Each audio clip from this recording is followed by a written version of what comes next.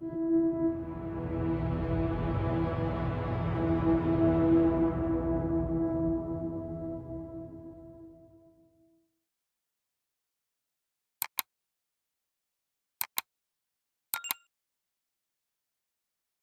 evening, all, and thank you for tuning in to tonight's story.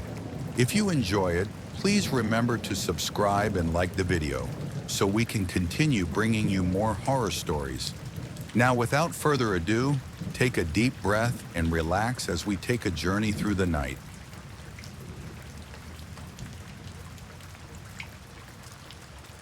The gloom stretches its tendrils across the decayed remnants of this place, swallowing what little light remains. Shadows dance against the crumbling walls, their movements erratic, pulsing with a malevolent sentience. My breath trembles from my lips, a shallow wisp fading into the heavy air.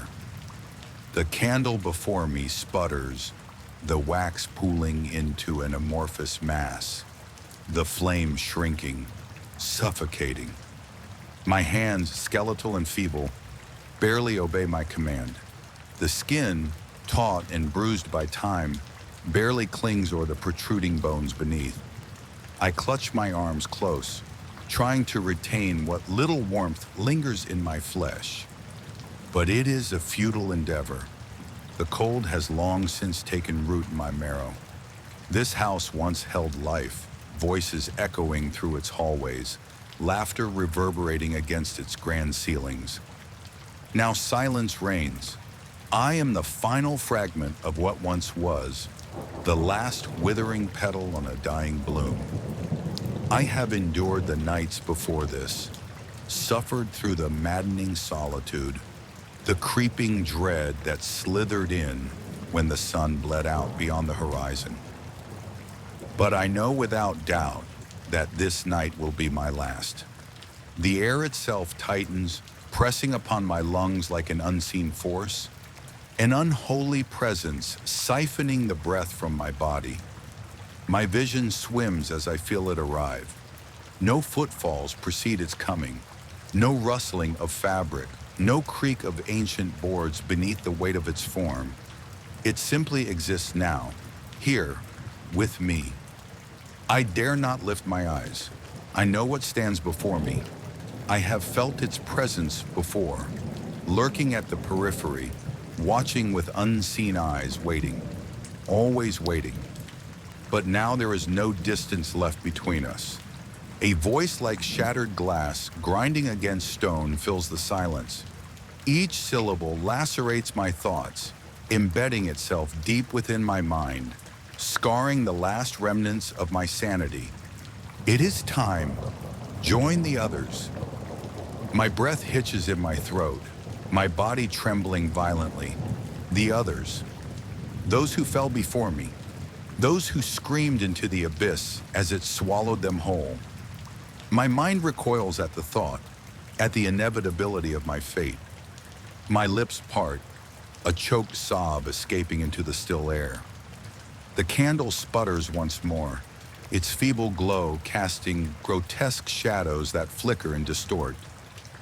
The thing before me does not move, yet I feel it pressing closer, its presence an unbearable weight upon my chest. My heart stammers in my ribs, frantic, pleading, as though it too wishes to flee this fate. I clutch my head, nails digging into my scalp, as if I could claw away the terror, as if I could unhear the voice that still lingers in my skull. The candlelight wanes further, the flame shrinking into a desperate ember before vanishing completely. Darkness consumes all, and then there is nothing.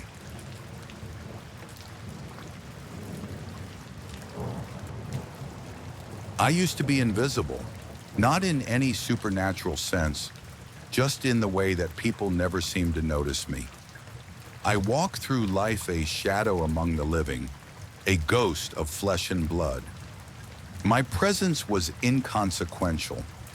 No one looked up when I entered a room, no one remembered my name, and no one ever seemed to care whether I was there or not. At first I accepted it, I told myself I liked it this way. I had grown comfortable in solitude, wrapping it around me like a tattered but familiar blanket. The world felt distant, like I was peering at it through thick glass. But even then, a hunger gnawed at me, a craving for connection, for recognition, for something, anything, that would prove I was real.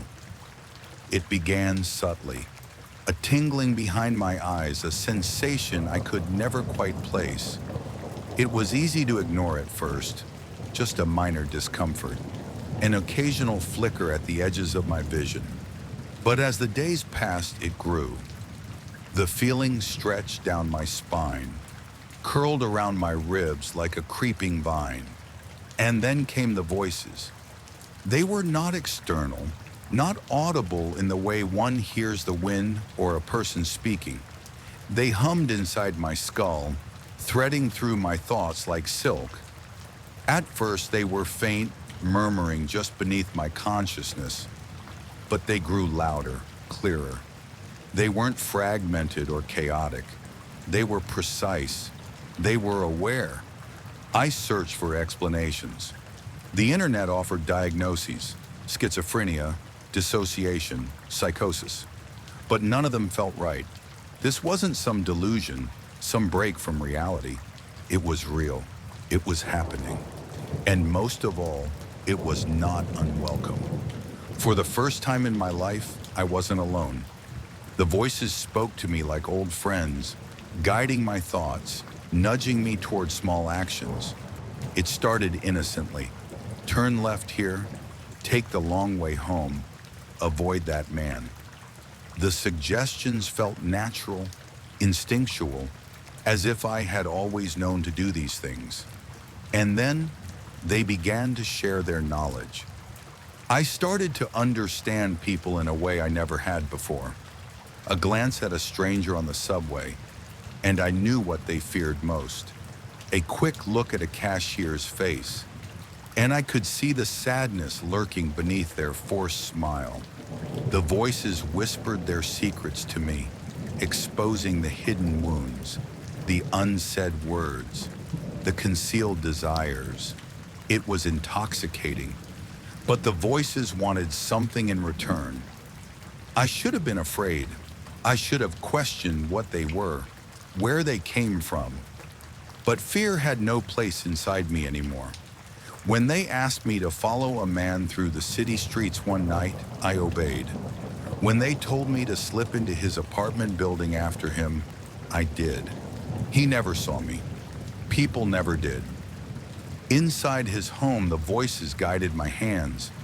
I found the drawer where he kept his knives. They told me which one to take, how to hold it, where to stand. And when he turned, when his eyes finally landed on me with startled recognition, the voices howled with delight. I remember the way his blood felt against my skin. Hot, thick, so very real. More real than anything I had ever known.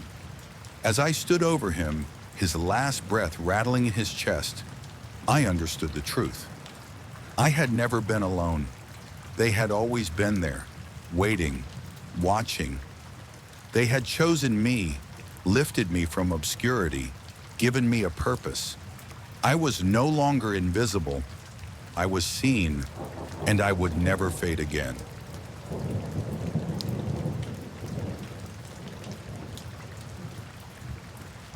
I awakened in the dark to my blaring alarm. My hands groped blindly, seeking the intrusive device until my fingers found the button to silence it. A sigh escaped me as I pushed myself up, the air thick with an odd, cloying stillness. My body ached with the sluggish weight of disrupted sleep. Stumbling toward the window, I pulled the curtain aside in one swift motion, expecting to greet the dawn. Instead, an oppressive blackness swallowed the world outside. No streetlights flickered, no pale moon hung in the sky. Just endless, consuming dark. My breath caught in my throat, My skin tingled as though the abyss beyond the glass pressed against me, seeping through the walls, threading its fingers into my home.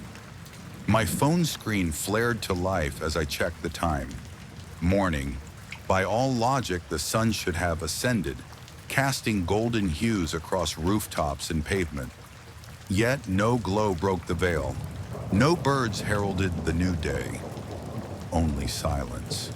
Thick, suffocating, absolute. A dull unease coiled in my stomach, twisting tighter with every passing second. I flicked on the lamp beside my bed, relief momentary as a warm light bathed the room. My reflection loomed in the window pane, stark against the void outside. My own face unsettled me, pale, gaunt, eyes shadowed and hollow. Had I always looked this exhausted, this drained? I moved to the front door, pressing an ear against the wood. Nothing. Not a car engine, not a distant hum of life. I unlocked it with hesitant fingers, pulling it open just enough to peer outside. My porch light flickered, sputtering against the darkness before extinguishing completely. The air beyond smelled stagnant, untouched, as if the world had ceased to breathe. Panic gnawed at the edges of my mind. I grabbed my phone again, scrolling through contacts. I dialed my mother first, then my sister, then friends in rapid succession. Each call rang endlessly before the mechanical chime of voicemail kicked in. The internet refused to load. No messages came through. It was as though I stood at the center of a dead world. I stepped outside, my heart hammering. The streets lay barren, each house a husk. No movement, no sound. I walked cautiously, calling out names. My voice felt feeble, devoured by the thick air. I reached a neighbor's door, knocking with urgency. No answer. I tried another. Still nothing. The houses stared back at me, windows like gaping mouths swallowing all light. A prickle ran down my spine. I wasn't alone. Somewhere amidst the abyss, I felt them, watching. I turned sharply, scanning the landscape. Shadows danced unnaturally at the edges of my vision, elongating, stretching toward me. My own shadow twitched, defying the laws of light and physics. My breath tightened as I backed away, my footfalls muffled against the pavement. Then movement. Not from any house, not from the street, from the sky. A shape loomed where no stars twinkled, an entity vast and incomprehensible. The darkness rippled around it, bending space itself. Tendrils of the void slithered downward, reaching hungrily. I bolted back inside, slamming the door shut, locking it with shaking hands. My light flickered, pulsing erratically. My reflection in the window twisted, mouth parting in a silent scream, hands pressed against the glass though I stood several feet away. I wasn't looking at myself anymore. It was looking at me. The air turned frigid. My breath plumed before me. My limbs felt sluggish, my thoughts muddled. The figure in the glass grinned, teeth stretching beyond the confines of human anatomy. Its fingers drummed against the surface, impatient. Then the knocking began, not at the door, from inside the walls. My head snapped toward the sound, faint at first, then more insistent. I staggered back, pulse erratic. The ceiling groaned, the floor shuddering beneath me. My shadow writhed, severing itself from my body, moving independent of my form. I couldn't breathe, couldn't think. The knocking turned to pounding, louder, closer, and then silence. My reflection stood motionless. My real self trembled. My mind screamed for logic, for reasoning, for an answer that fit within the constraints of sanity. But there were none. The light bulb above me exploded, plunging everything into suffocating darkness. And in that abyss, something breathed.